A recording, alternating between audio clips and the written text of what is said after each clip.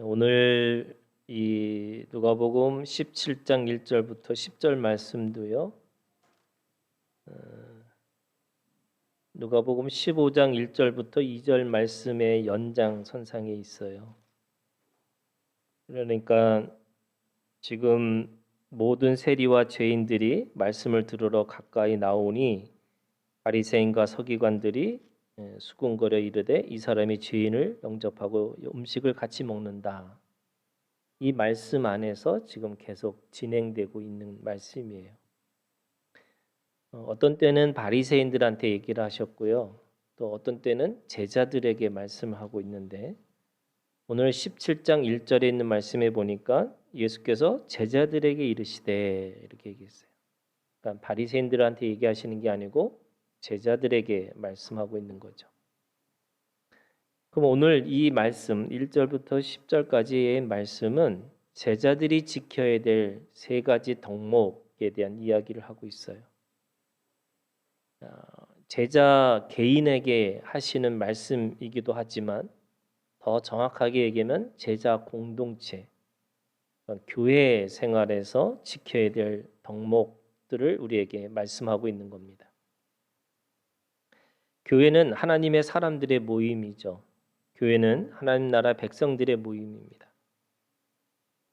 우리가 이 세 가지 관점에서 보면 하나님 앞에서는 하나님 나라 백성들의 모임이고 예수님 앞에서는 예수님의 몸을 이루는 지체들이에요.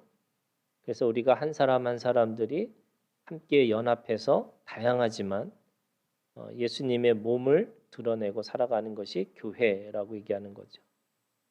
성령님 앞에서는 성령님이 내 안에 거하시는 거잖아요. 그러니까 우리가 모두 한 사람 한 사람이 다 교회인 거예요. 그러면서 하나님이 거하시는 집이 교회인 거예요. 그래서 하나님 나라 백성, 하나님 나라의 지체, 하나님 나라의 집, 이게 교회인 거죠. 근데 이 교회 안에서 지켜야 될 세 가지 덕목이 뭘까? 오늘 이 본문은 그것에 대해서 우리에게 주님이 제자들을 향해서 말씀하고 있는 거예요. 첫 번째는 제자 공동체라고 하는 것은 용서 공동체, 용서하는 사람들의 모임이라는 거예요. 여러분, 용서의 가장 중요한 기본은 잊어버리라는 거예요. 기억하지 말라는 거죠. 1절부터 4절까지 말씀해 보면 여러분 오늘 1절부터 4절까지 말씀 안에 작은 자 중에 하나가 있습니다. 이 작은 자라는 단어는요, 원어가 뭐냐면 어린아이예요. 그러니까 어린아이는 힘이 약하죠. 지혜도 부족해서 분별력이 떨어집니다. 몸은 아직 자라나지 못해서 미성숙합니다. 그래서 어른과 비교해 보면 어린아이는 너무나 보잘것없는 존재라는 거죠. 그런데도 이 작은 자는 이 세상의 어떤 것과도 바꿀 수 없는 최고의 것을 가지고 있습니다. 그것이 뭘까요? 생명입니다. 주님은 공동체 안에서 생명의 소중함을 지키기 위해 필요한 것이 무엇인지를 우리에게 가르치고 있다는 겁니다.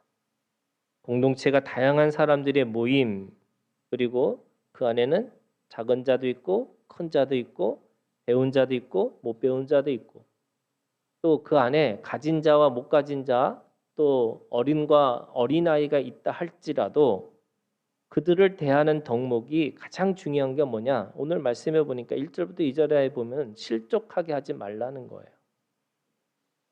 실족이라는 게 뭐냐면 넘어갈 수 없는 장벽을 만들거나 아니면 발을 빠지게 하는 함정을 의미합니다.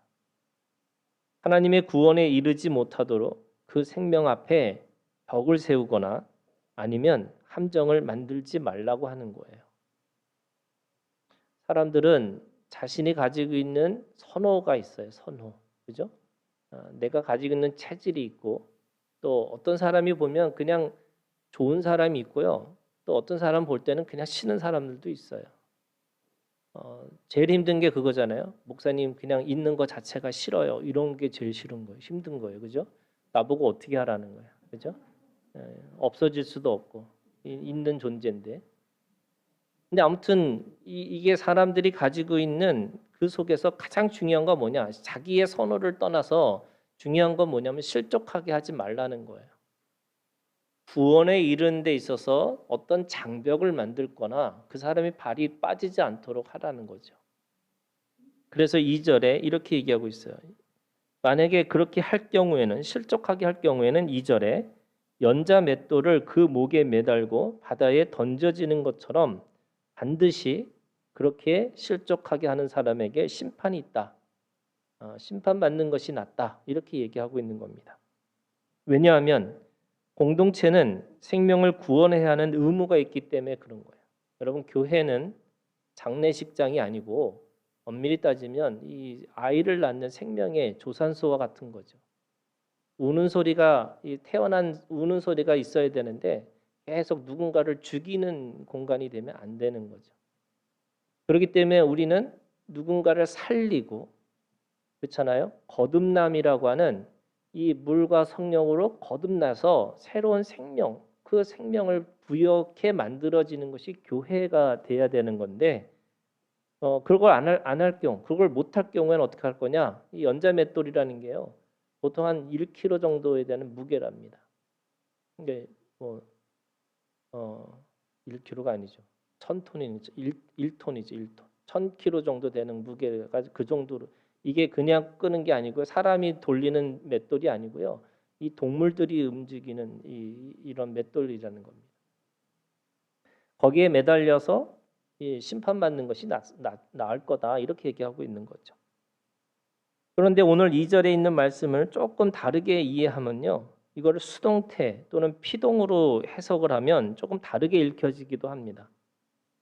예를 들면 그 작은 자를 죽이는 것이 낫다라는 의미가 되는데 그 목에 매여가 매인바되고 던지는 것이 아니라 던져지는 것이 되면 이게 지금 작은 자를 그렇게 할 경우 이게 이제 가해자가 되는 거잖아요. 그 가해자에게 심판이 임할 것이다. 뭐 이렇게 표현하는 것도 있지만 이거 수동태로 바꾸면요. 오히려 그런 작은 자를 죽이는 것이 낫다. 이렇게 또 표현이 해석이 되기도 합니다. 예를 들면 이런 거잖아요. 여러분 천국에 가는데 내 눈이 죄를 졌으면 눈을 빼고 가라는 거예요. 내가 오른손 죄를 졌으면 오른손을 잘라서 가는 거야. 뭐 예를 들면 그런 것처럼 더 과격스럽게 그거를 표현할 수 있다는 거죠. 영적인 죽음을 주기보다는 오히려 육적인 죽음을 주는 게 낫다. 뭐 이런 식으로 해석하는 사람들도 있습니다. 뭐 수동태든 능동태든 어떻게 해석하든 뭐예요? 작은 자를 향해서 그 생명을 그 함정에 빠뜨리거나 어떤 장벽, 구원에 이르지 못하도록 장벽을 만드는 것에 대해서 굉장히 조심하라는 거예요. 어느 정도로요? 내가 하나님 앞에 심판받을 정도로 조심해야 된다는 거죠. 그래서 바울이 그런 거예요. 내가 다 할 수 있어요. 뭐든지 다 할 수 있지만 다 하지 않는 거예요. 여러분 사랑의 가장 중요한 그 속성 중에 하나가 절제잖아요. 그러니까 절제하는 거죠.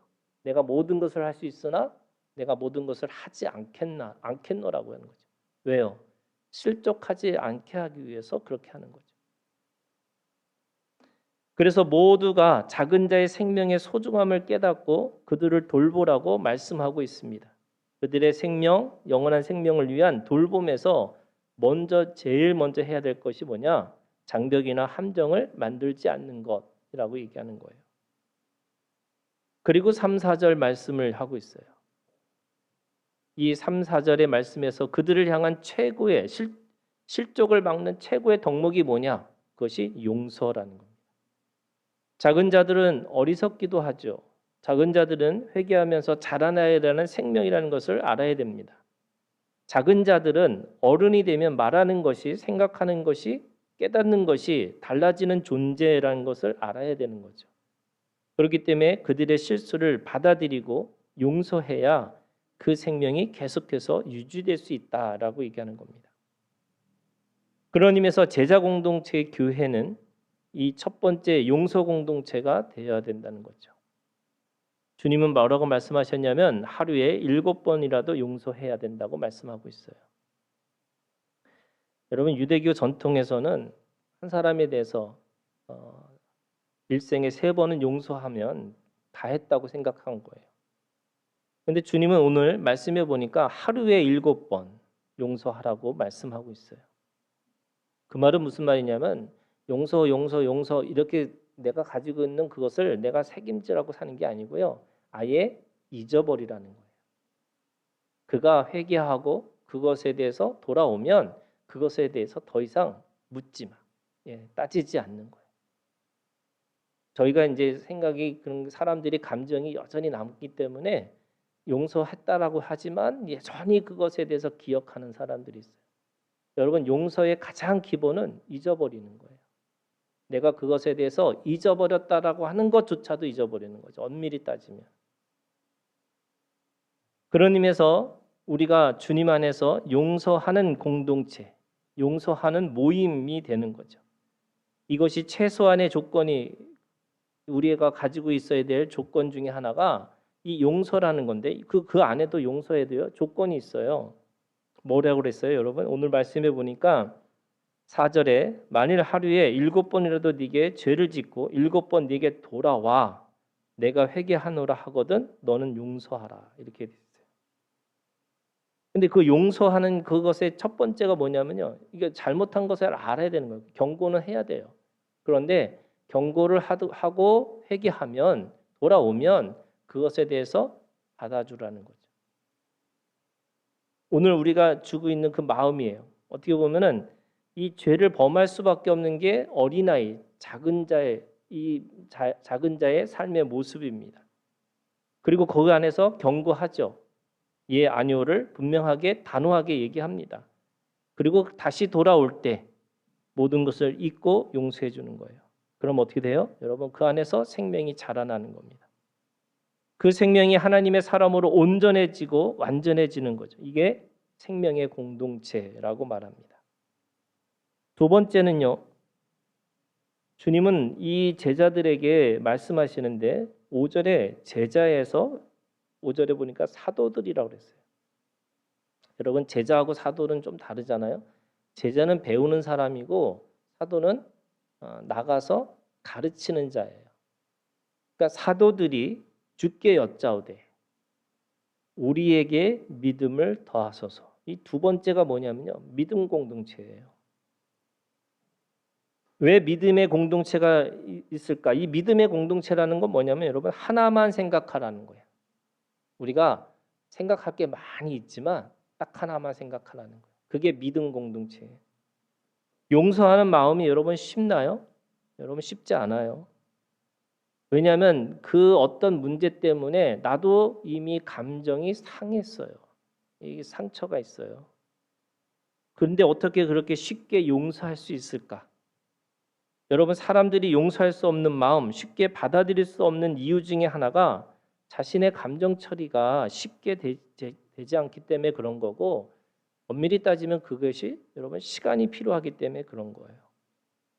그런데 내가 받은 그 상처 때문에 도저히 용서할 수 없다고 말하는 사람들이 사실은 대부분이잖아요. 모든 사람 대부분이 그런 거예요. 상처를 어떻게 잊을 수 있을까? 내가 받은 게 얼마나 힘든 거고 내가 받은 게 얼마나 지금 말이 안 되는 건데라고 생각하는 거죠. 그렇기 때문에 5절 이 사도들이 말하고 있는 겁니다. 주께 여짜오되 우리에게 믿음을 더하소서. 은혜가 더 필요하다는 거예요. 제자에서 사도가 되어도 용서하고 살지 못하겠다고 하는 그런 뜻으로 익혀집니다. 상처의 흔적이 쉽게 아물지 않기 때문에 그런 거죠. 감정이 끝까지 남아 있습니다. 그렇기 때문에 사도들은 은혜가 더 필요합니다. 우리에게 믿음을 더해 주시옵소서 이렇게 얘기하는 거죠. 그런데 주님은 그 은혜가 더 필요하다고 말씀하지 않으시고요. 갑자기 6절에 있는 말씀으로 하시는 거예요. 주께서 이르시되 너희에게 겨자씨 한 알만한 믿음이 있었더라면 이 뽕나무더러 뿌리가 뽑혀 바다에 심기어라 하였을 것이요 그것이 너에게 순종하였으리라. 자, 이게 지금 뽕나무더러 뿌리가 뽑혀 바다에 심기어라. 이게 그 당시의 수거예요. 어떤 거냐면 도저히 불가능한 것이 가능케 되었다. 뭐 이런 이 불가능한 일을 이야기하고 있는 거죠. 근데 그 불가능한 일들이 뭘로요? 믿음이 있다면. 그런데 그 믿음이 어떤 믿음이에요? 겨자씨 하나일 만한 믿음. 여러분 겨자씨가 엄청 작은 씨예요. 그럼에도 불구하고 그 씨만한 믿음이 있으면 이게 무슨 말이에요? 이게 믿음이 크고 더하고 이런 뜻이 아니에요. 그럼 무슨 뜻이에요? 믿음이 살아있는 믿음이냐 죽은 믿음이냐는 거예요.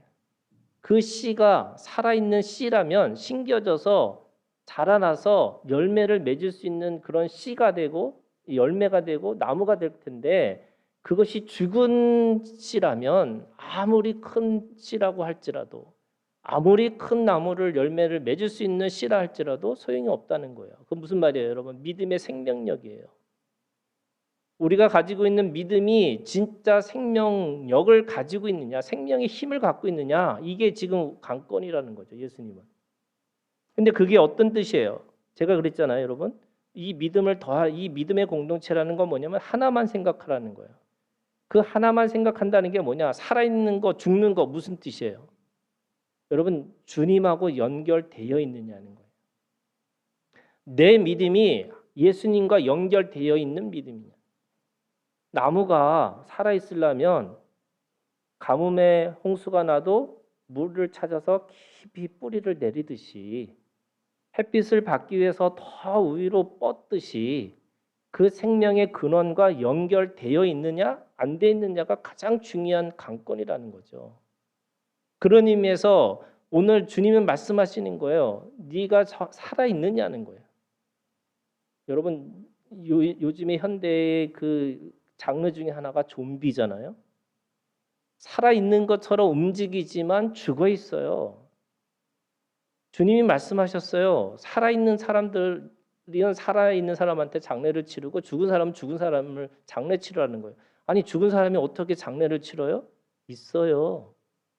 움직이지만 좀비 같이 뭔가 제가 좀비 이 영화를 보셨는지 모르지만 좀비들은 꾸룩꾸룩꾸룩꾸룩 하고요. 피 냄새 나는 대로 쫓아다니고요. 무리를 쫓아서 서로 대화하지 않고 그냥 그 피를 향해서 달려가는 존재예요. 현대인들이 그런 모습이잖아요, 여러분. 그러면 우리가 정말로 살아있다는 게 뭐냐? 살아있다는 것 자체가 내가 정말로 그 영원한 생명과 연결되어 있는 건가? 다시 말해서 궁극적인 이 본질적인 것에 내가 정말 고민하고 살고 있는 건가? 진리가 뭔지, 내가 생명이 뭔지 그걸 생각하고 살고 있는 건가? 그만한 믿음이 있으면 뭐예요? 용서하고 살 수 있다는 거예요. 믿음의 공동체라는 것은 결국 내가 용서했느냐 안 했느냐 잊어버리냐 이게 어떤 연습을 통해서 되어지는 게 아니라 생명에 연결되는 관계에서 생명의 눈을 떠져야지만 그 생명이 보이기 시작하는 거예요. 그래서 오늘 주님이 말씀하시는 거예요. 이 교회라는 것은 생명 공동체인데 그 생명 공동체 중에 하나가 믿음 공동체예요. 그래서 우리가 예배드리고 기도하고 하는 것은 자기의 거룩함을 지켜내기 위해서 하는 게 아니고요. 내가 계속 끊임없이 하나님하고 연결하려고 하는 수단이에요. 통로예요, 여러분. 여러분 예배가 목적이 아니에요. 기도가 목적이 아니에요. 그것은 수단이에요. 하나님과 내가 직접적으로 인격적으로 만나는 그 수단이 예배이고 기도고 오늘 말씀 가운데 내가 그 속에서 하나님을 경험해야 되는 것들이 있는 거죠. 여러분 오늘 살아 역사하시는 그래서 오늘 우리 가운데 끊임없이 생명력을 부여하시는 그 하나님을 이 시간 이곳에서 만나기를 주님의 이름으로 축원합니다. 만나셔야 돼요. 연결하셔야 돼요. 그래야지 오늘 내가 누군가를 용서하고 살아갈 수 있는 내 상처가 있음에도 불구하고 그 상처가 스스로 하나님 앞에 치유받고 그 상처를 통해서 누군가를 더 한 번 생각할 수 있는 여러분 그것이 능력이 되고 힘이 될 수 있다고 말씀하고 있는 거예요. 세 번째는 여러분 이 제장 공동체는 오늘 말씀 속에서 뭐라고 말씀하시냐면 이게 종의 공동체라는 거예요. 종의 공동체라는 것을 기억하고 살라고 말씀하세요. 이게 이제 어떤 거냐면 첫 번째 잊어버리라 그랬잖아요. 두 번째 뭐예요? 한 가지만 생각하는 거예요. 뭐만 생각해요? 주님만 생각하는 거예요, 여러분. 그런데 세 번째 뭐냐? 나머지 생각하지 말고 살라는 거예요. 그게 종의 공동체예요. 7절, 8절에 있는 말씀이죠. 종의 삶을 표현하고 있어요. 오늘 보니까 예수님이 이 종의 종살이를 아주 리얼하게, 아주 실제적으로 우리에게 설명하고 있습니다. 자, 종이 일을 하고 집으로 돌아왔어요. 하지만 주인은 일하고 돌아온 종에게 자신의 식사를 준비하도록 했습니다. 식사를 마칠 때까지 그 종에게 시중 들게 하고요. 그리고 종의 식사를 나중에 자기가 다 먹고 나서 그렇게 허락을 했어요. 그리고 주인은 그 종에게 고맙다고, 감사하다고 그렇게 말조차 하지도 않았습니다. 그 종도 자신의 공로를 말하지 않았을 뿐만 아니라 뭐 섭섭하다, 내가 이렇게 이 정도까지 했는데 왜 나한테 이러느냐, 뭐 이런 말도 하나도 안 하고요. 오히려 자기가 무익한 종이다 이렇게 표현한 거예요. 자, 여러분 이게 21세기 우리에게 이게 읽혀지나요? 어떻게 보면 일방적인 관계가 있을 수가 없는 거죠. 한 사람은 무한한 희생이고 한 사람은 무한한 갑질 인생이고 그래서 그 인생과 인생이 만나서 과연 그것이 정당한 관계인가? 뭐 아닌 거잖아요. 21세기 눈으로 보면 도저히 이해되지 않는 거잖아요. 이런 관계는 불가능하죠. 그럼 어떻게 이렇게 살려고 하실까요? 예수님의 표현 그 자체가 비유죠. 여러분 제자 공동체에서는 예수 관계 이외에는 관심을 갖지 말라고 하는 말씀이에요. 여러분 한 가지예요. 이 세상의 주인 되신 하나님과의 관계 이것이 오늘 우리가 집중하고 우리가 거기에 우리가 그렇게 살아야 되는데 사람들은 또 다른 것들을 계속 생각하고 살아야 되는 거예요. 그걸 뭐라 그래요? 예수님도 믿고 돈도 믿고 내가 뭔가 명예도 있어야 되고 내가 뭔가를 해야 되고 계속 그거를 하는 거예요. 여러분 이 현대의 가장 중요한 문제는요. 포기를 모르는 거예요. 포기. 제가 어느 여행을 갔는데 여행 가서 너무너무 막 많이 먹었어요. 그러니까 먹으면 어떻게 해야 돼요, 여러분? 배가 너무 부르니까 막 힘들다고 막 이제 거기 있는 사람들이 그러는 거야. 너무 배부르고 힘들다. 숨도 못 쉴 정도다 막 이러니까 그럼 어떻게 해야 돼요, 여러분? 원래는 더 먹지 말아야 되는 거예요. 근데 어떤 분이 그러는 거예요. 뭐를 먹으라고. 그거 먹으면 속이 뚫릴 거라고. 뭐 이렇게 얘기하는 거예요. 근데 제가 그 얘기를 들으면서 그런 거예요. 현대인들은 비는 거를 싫어해요. 포기를 싫어하는 거예요. 내가 어떤 걸 포기하고 어떤 것에 비어 있으면 누군가가 그것에 대신 그거를 차지할 거라고 착각하는 거예요. 그래서 쉬어요? 안 되는 거예요. 쉬는 사람은 죽는 거예요. 내가 어떤 것에 대해서 포기를 했어요? 그거는 안 되는 거예요. 할 수 있거든. 무슨 말이냐? 뭐 우리 예수님 안에서 뭐든지 다 할 수 있다. 뭐 이렇게 얘기를 하는 거죠. 비움을 살아야 되는데 그 비움의 이 자기의 욕망이 뭔가를 계속 또 먹어야지만 된다고 생각하는 것처럼 우리들의 삶이라는 게 그런 거예요, 여러분. 여러분 종의 모습이라는 거는 포기하라는 거예요. 옛날에는요, 여러분 제가 어렸을 때 주일날 학생들한테 공부도 하지 말라고 그랬어요. 그런 경험이 있으세요?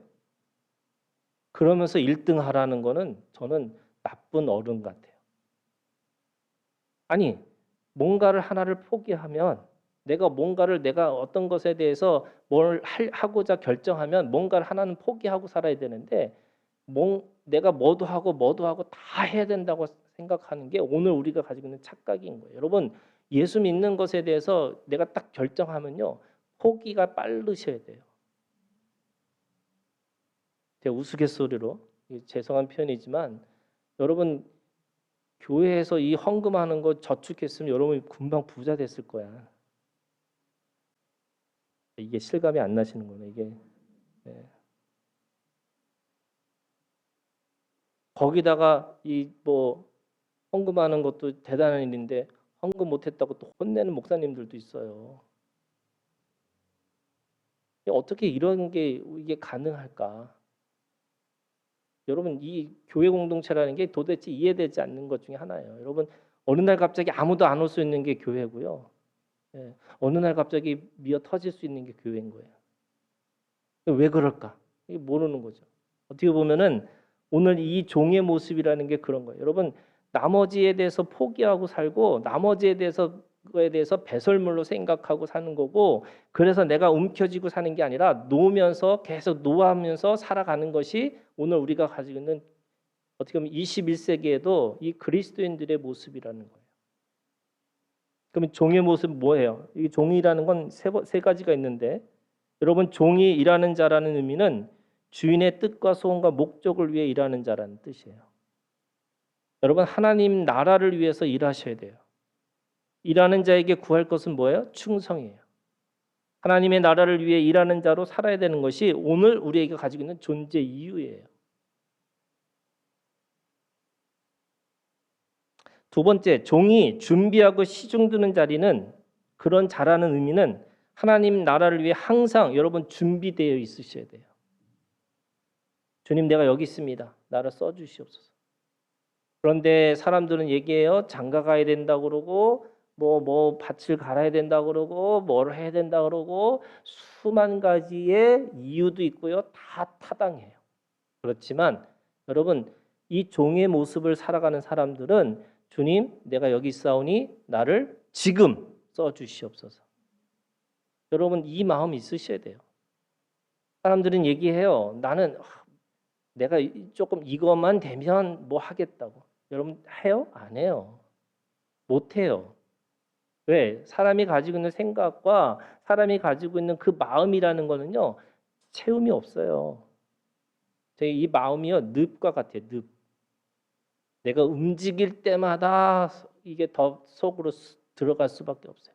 내가 뭔가 하려고 할 때마다 너무 많은 거예요. 너무 힘들고요. 제가 어렸을 때도 아니지 뭐 고등학교 때 수학 공부를 하니까 수학이 너무 많아요. 공부할 게. 그래서 수학 포기했어요. 그래서 영어 공부를 하려고 했더니 영어 공부가 너무 많은 거예요. 영어 포기했어요. 그래서 어떻게 공부했냐? 그냥 이 직관으로 찍는 걸 했죠. 이렇게. 그래서 저한테 찍기 대왕이라. 아니 진짜로 달라붙어서 공부를 하려 하니까 너무 많은 거예요. 이게 여러분 이게 우리 인생이라는 게 그런 거예요, 여러분. 내가 뭔가 마음 잡고 뭔가 딱 해갖고 그렇게 하려고 하면 할수록 사실은 너무 많은 거예요. 너무 잘하는 사람들도 너무 많고, 예, 그거 비교하고 경쟁할 때마다 너무 힘들 수밖에 없어요. 그런데 주님은 오늘 얘기하시는 거예요. 그 종의 삶이라는 건 뭐냐? 여러분 하나님 나라를 위해서 준비하시려고 하면 네 여기 있습니다 하고 하셔야 돼요. 지금 하셔야 돼요. 지금 하지 않는 것은 종의 모습이 아니라는 거예요. 여러분 밭에 나가서 일하고 들어온 종에게 또 먹을 거를 준비시키고 먹을 걸 준비하는 것뿐만 아니라 그 옆에서 끝까지 주인이 먹을 때까지 시중 들으라는 거예요. 여러분 그 마음이 있으세요? 내가 장가 가야 되고 내가 뭐 밭도 사야 되고 내가 뭐 해야 된다고 우리는 수만 가지 질문을 가지고 수만 가지 그거에 대한 욕구도 있고 그거에 대해서 그걸 해야 된다고 생각하는 건데 어떤 분이 자기는 기도를 안 한대요. 그래서 왜 안 하세요? 그랬더니 갑자기 기도하면 하나님이 아프리카 가라고 할까 봐 자기는 기도를 못 하겠대요. 그래서 내가 그분한테 정말 믿음이 좋으시군요. 믿음이 좋은 거잖아요, 여러분. 하나님이 말씀하신다는 걸 믿고 있어요, 그 사람은. 두 번째, 말씀하시는 건 반드시 지켜야 된다는 걸 알고 있어요. 그래서 내가 세 번째 얘기를 해줬죠. 하나님도 생각이 있으시다고. 아무나 아프리카 보내지 않으신다고. 준비된 사람을 시키지 그냥 그런 마음 가지고 있다고 해서 그런 거 안 시킨다고 그랬어요. 세 번째, 종이 이를 당연하게 받아들이는 자라는 의미는 우리에게 여러분 아무런 공로가 없다는 뜻이에요. 이 표현이 뭐 정확한 표현이 아닐 수도 있지만 여러분 교회 안에 두 가지 귀신이 있어요. 첫 번째 섭섭 귀신이에요. 뭐 할 때마다 섭섭하다. 뭐 할 때마다 삐졌다고. 맨날 그거 얘기해요. 근데 그게 무슨 뜻이에요, 여러분? 종이 아니에요. 자기가 여전히 주인인 거예요. 가인이 하나님 앞에 드리는 제사를 받지 않았을 경우에 자기가 분노했다는 말은 제사의 주인이 나예요. 똑같은 거예요. 여전히 내가 뭔가 했는데도 불구하고 사람들이 알아주지 않고 사람들이 그것에 대해서 인정하지 않는 거, 그거는 여전히 자기가 종이 아니고 주인의 행사를 하고 있는 거죠. 이 섭섭 귀신이 하나 더 나가면요, 이게 교주 귀신이 되는 거예요. 그래서 내가 한 거예요. 내가.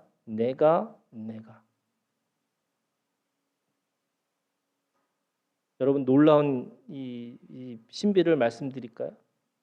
여러분 내가 빠져도 다 교회는 돼.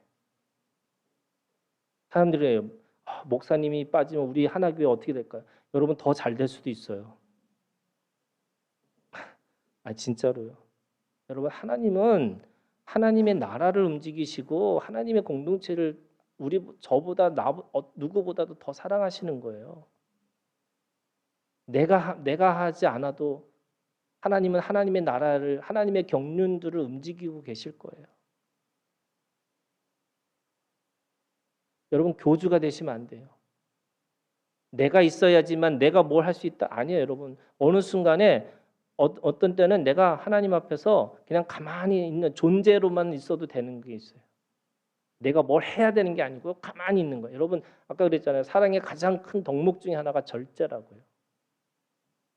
아무것도 안 하고 그냥 그 자리를 지킴으로 인해서 하나님께서 주시는 복이 있어요. 교회의 머리는 예수 그리스도예요. 교주는 끊임없이 내가 뭘 했다고 하는데 내가 이룬 것이 아니고요. 여러분 주님을 통해서 이루셔야 돼요. 그래야지 오늘 내가 무익한 종입니다라고 고백하고 살아가는 거죠. 여러분 우리는 아무런 공로가 없어요. 우리의 희생은 십자가의 공로에 비하면 아무것도 아닙니다. 이 마음을 가지고 있어야 무익하다고 하는 고백이 우리 가운데 있게 하고, 그리고 우리가 정말로 관계해야 될 것이 무엇이고 관계하지 말아야 될 것이 무엇인지를 아주 분명하게 우리가 깨달을 수 있는 거죠. 주님에게는 종입니다. 하지만 나머지에게는 어떻게 돼요? 자유인인 거예요. 여러분 이것도 아니에요. 세상에 자유로운 사람 딱 한 존재, 예수 그리스도에게만 종인 거예요. 근데 세상 사람들은 예수님에게 자유하고 세상에 종살이를 하고 살아요. 세상에 종살이를 하는 사람은 예수님에겐 자유로운 거죠. 거꾸로 해야 돼요, 여러분. 내가 한 사람에게 종살이를 해야지 내가 세상으로부터 온전한 자유함이 있어요. 진리가 너희를 자유롭게 하신다고 말씀하신 것처럼 진짜 진리를 만나면요, 내가 무엇인가로부터 다 벗어나고 살아가는 거죠. 오늘 그 믿음이 있기를 주님의 이름으로 축원합니다. 여러분 그 믿음을 가지고 살았던 사람이 요셉입니다. 오늘 105편 오늘 우리가 읽은 이 말씀에 보면 이 요셉이 가지고 있는 삶에 대해서 이야기하고 있어요. 여러분 요셉의 복은 아까 그랬죠. 장벽을 만들거나 아니면 함정을 만드는 걸 실족하게 만든다는 거잖아요. 그런데 요셉은 그 담을 넘게 한 사람이에요. 요셉의 복이 뭐냐? 담을 넘는 복이에요. 예수님은 돈이 있느냐 없느냐, 부자인가 거지인가 이런 질문을 하지 않으셨어요. 담을 넘는 신앙은 자신의 구원이 다른 사람에게 영향을 주는 것인지를 묻고 있으세요. 그래서 그 공동체의 신앙이 정말로 하나님 앞에 있는지 없는지, 그럼 어떻게 살라고 하는 거예요? 용서하고 사셔야 되는 거죠. 그리고 믿음으로 살아야 되는 거죠. 그리고 종의 마음을 가지고 살아가는 거잖아요. 그런데 그거 하기 전에 이게 이렇게 이것이 오기 위해서 요셉은 어떤 걸 가지고 있었냐면 오늘 말씀해 보니까 세 가지가 있어요. 첫 번째는 105편 17절에 그가 한 사람을 앞서 보내셨으며, 그가 누구예요? 하나님이에요. 자, 자기 인식이 뭐냐? 여러분, 보내심을 받은 자라는 뜻이에요. 나는 하나님을 떠나서는 존재할 수 없는 사람인데 이 뿌리 의식, 이게 자기 인식이에요. 자기 인식이 뭐냐? 나의 뿌리는 어디냐? 하나님으로부터 보내심을 받은 자여야지만 누군가를 용서하고 누군가에게 내가 뭔가 믿음의 것을 나누고 그리고 그 나눈 것을 통해서 기꺼이 섬길 수 있는 삶으로 살아갈 수 있는 게 내가 누구로부터 보내심을 받은 자라는 거예요. 이게 여러분 뿌리 의식이에요. 우리의 신앙이 어디서부터 있느냐? 내가 어떤 존재라는 것은 자기 인식이라는 건 내가 하나님으로부터 보내심을 받은 자라는 믿음이 있으셔야 돼요. 요셉은 보내심을 받은 자라는 자기 인식 때문에 그가 당했던 형들의 미움, 시기 또는 죽음의 위협도 하나님의 계획, 하나님의 경륜 가운데서 이해하고 있었어요. 안 그러면 형들에게 이 배신감을 어떻게 그걸 감당해요? 안 그러면 그 보디발의 그 아내에게 당했던 그 수모와 그 모욕과 그것들을 어떻게 감당할 수 있어요? 근데요, 보내심을 받은 자라는 거예요. 자기는 애굽에 왜 하나님이 보내셨는지, 왜 보디발의 집에 보내셨는지, 왜 그 속에서 자기의 삶으로 왜 그렇게 하나님께서 그런 일들을 그렇게 만드셨는지를 생각해 보니까 자기는 보내심을 받은 자라는 거예요. 여러분들의 인생은 그냥 만들어진 게 아니고요. 그냥 우연히 된 것이 아니고요. 여러분 그 속에서 하나님께서 주시는 뜻과 소원과 목적으로 보내심을 받은 자예요. 왜 21세기 대한민국에 내가 한국의 사람으로 태어났을까? 왜 내가 이곳에서 앉아서 예배를 드리고 있을까? 그거는 하나님이 보내심을 주셨기 때문에 그런 거예요. 내가 한 거요? 없어요. 제가 어제 우리 아들하고 싸웠거든요. 왜 싸웠냐면 자기는 목사들로 태어나갖고 선택 여지 없이 그냥 교회를 다니는 것에 대해서 불만이라고 얘기를 하는 거예요. 그래서 제가 한마디 했어요. 너 다니지 말라고. 그리고 싸웠어요. 그러면서 얘기했어요. 아버지를 바꾸든지.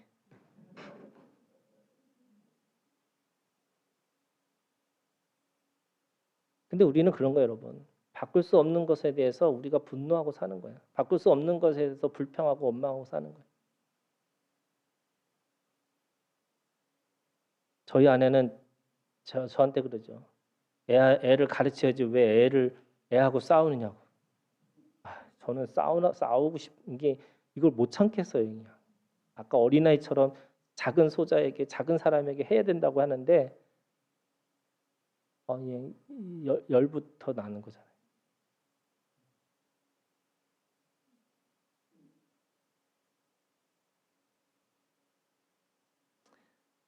오늘 요셉의 삶은 여러분 우연이 아니고 액땜도 아니고 저주도 아니었어요. 하나님의 경륜 안에서 사는 그 믿음의 고백밖에 없다는 것을 아주 분명하게 알라고 우리에게 말씀하고 있어요. 이게 자기 인식이에요, 여러분. 두 번째, 여러분, 오늘 이 요셉에게 뭐가 있었냐면 내가 용서하고 믿음으로 내가 누군가에게 섬기고 살아가는 그것이 뭐냐면 말씀으로 단련하는 인생관이라는 거예요. 우리가 겪는 생로병사, 이 말씀으로만 구원이 가능한 거죠. 여러분 어떤 사람들의 위로도 진정한 위로가 되지 않아요. 여러분 돈으로만 다 할 수 있을까요? 여러분 돈이 있다고 해서 다 되는 게 아니죠. 힘도 아니에요. 오직 말씀이 우리에게 참된 위로고 구원이고 힘이라는 그런 인생관이 있어야 되는 거예요. 오늘 말씀해 보니까 이렇게 돼 있어요. 19절 시편 105편 19절 곧 여호와의 말씀이 응할 때까지라 그의 말씀이 그를 단련하였도다. 말씀이 단련하는 거예요. 우리가 사건이든 상황이든 어떤 사람이든 그것이 오는 것 족족 내가 용서하고 내가 그 안에서 믿음의 눈으로 보고 내가 기꺼이 섬길 수 있는 그 모든 것들은 말씀이 응할 때까지 그 말씀이 나를 단련시키시는 그 인생관의 눈이 열리셔야 돼요. 안 그러면 힘들어요. 안 그러면 내 미래가 늘 염려하고 두려울 수밖에 없어요. 내일 무슨 일이 일어날까? 내일 어떤 일이 벌어질까? 그거에 대한 염려와 두려움 때문에 내 인생이 쫓기는 인생밖에 안 되는 거죠. 우리가 읽는 말씀이 내 말씀이 아니고요. 우리가 겪는 사건이 하나님의 말씀이 되는 거예요. 이해되지 않고 설명되지 않는 모든 일들이 말씀이 됩니다. 말씀이 응할 때까지 우리는 말씀 안에서 사는 인생이에요. 여러분 믿음의 인생관이에요. 인생은 수고와 슬픔이지만 인생을 보는 눈은 말씀의 세계에서 감사와 회개뿐이라는 거예요. 하나님의 말씀을 이루고 사는 것 때문에 감사하고요. 이루지 못하는 것 때문에 내가 회개할 뿐이에요. 회개하고 회개해서 다시 그 말씀이 오늘 우리들의 삶 속에서 응답할 때까지 나를 계속해서 그 말씀으로 단련시키셔서 나를 온전하고 완전하게 그래서 하나님의 인생으로 영생으로 걸어가는 우리들의 인생의 길이 될 수 있도록 주님이 나를 끌고 가신다는 거예요. 세 번째 여러분, 그 말씀은 생명의 지혜로 살리는 일을 하고 있는 거예요. 말씀을 가지고 있는 사람들은 살리는 지혜가 있습니다. 요셉이 그랬어요. 여러분 요셉은 자기의 형제와 자기의 아버지를 구원하는 것뿐만 아니라 애굽을 살리고 그 애굽에 있는 그 모든 지경에 있는 사람들을 먹여서 살렸어요. 왜 교회가 사람들한테 욕을 먹냐? 자기만 먹고 살려고 하는 거예요. 여러분 하나님은 오늘 우리에게 이 세상을 살아가는 살리는 지혜를 교회 공동체, 믿음의 공동체, 용서의 공동체, 섬기는 공동체들에게 주셨어요. 여러분 그 능력이 오늘 우리 가운데 있어요. 그게 뭐예요? 여러분 용서하는 거예요. 뭐예요? 믿음이에요. 뭐예요? 섬기는 거예요. 아무리 세상이 악하고 아무리 세상이 힘들고 아무리 세상이 절망스럽다 할지라도 그 안에서 우리는 용서하고 사는 거예요. 그게 뭐예요? 생명의 지혜예요. 하나님이 말씀에 단련을 시키는 그 말씀의 능력이 뭐냐면 여러분 말씀의 능력은 내가 그 말씀을 가지고 뭔가를 이루어서 내가 뭔가를 또 다른 힘을 갖고 또 다른 뭔가를 내가 권력을 갖는 게 아니고요. 그걸 통해서 누군가를 섬길 수 있는 넉넉한 마음이 생기는 거고요. 누군가를 기꺼이 받아줄 수 있는 용서하는 마음이 생기는 거예요. 여러분 그 마음이 뭐예요? 세상을 살리는 지혜가 된다는 거예요. 여러분 교회가 우리 이 민족 가운데 여러분 이 믿음의 공동체가 어떤 이 사회 속에서 희망이 되고 소망이 됐으면 좋겠어요. 우리 하나교회가 있어서 사당동이 밝아 보인다고 이렇게 사람들한테 들려졌으면 좋겠어요. 내가 있음으로 인해서 내가 가지고 있는 내 가정이 저 사람 한 사람 때문에 우리 가정이 힘이 있고 능력이 있어. 여러분 그런 가정이 됐으면 좋겠어요. 저 사람 없으면 참 좋겠다. 저 사람 만날 때마다 힘들고 어려워. 자기밖에 몰라. 여러분 왜 교회에 다니는 사람이 왜 그런 욕을 먹고 사는 거예요? 삶의 지혜가 없어요. 생명의 지혜가 없어요.